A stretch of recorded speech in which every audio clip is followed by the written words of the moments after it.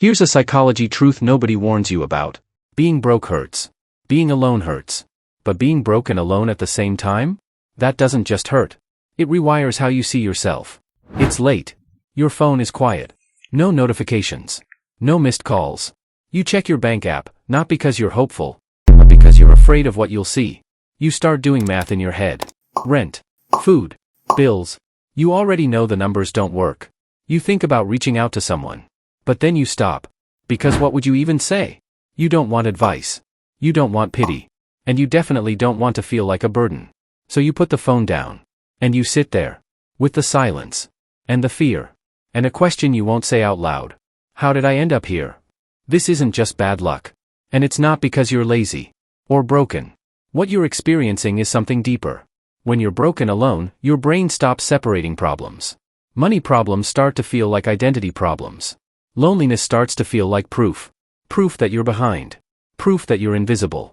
Proof that maybe you don't matter as much as other people. Your mind blends circumstances into conclusions. I'm struggling quietly turns into I am the struggle. And once that shift happens, everything gets heavier. But here's where it gets worse. And almost nobody talks about this part. When you're broken alone, your brain doesn't look for solutions. It looks for meaning. And the meaning it often finds is cruel.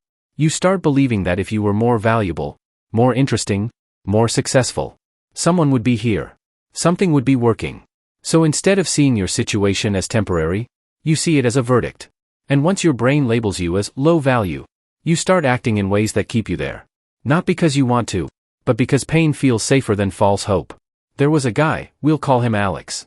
Alex didn't lose everything overnight. It happened slowly. First, the job that wasn't that bad drained him. Then the savings disappeared, quietly, month by month. Friends stopped calling as often. Not out of cruelty. Just life moving on. Alex told himself it was temporary. But months passed. He stopped going out. Stopped replying quickly. Stopped sharing what was really going on. Because when you're broke, you feel exposed. When you're alone, you feel replaceable. The moment that changed everything wasn't dramatic. It was simple. Alex was sitting in his room, lights off, eating the cheapest food he could find, when he realized something terrifying. Nobody knew how bad things had gotten. And nobody was coming to save him. That realization hurt more than the bills. But here's the part nobody admits. This is also the moment where most people give up, mentally, even if they keep breathing. Your brain is wired for efficiency, not truth. When resources are low, money, connection, security, your mind goes into conservation mode. It cuts ambition. It lowers expectations. It tells you to shrink. Why? Because hoping costs energy. Trying costs energy. Reaching out costs energy. And when you feel alone, there's no emotional refill. So your brain chooses the path that hurts less right now. Even if it destroys your future. This is why people stay stuck longer than they should. Not because they're weak. But because their nervous system is exhausted. Loneliness tells your brain, you are unsafe.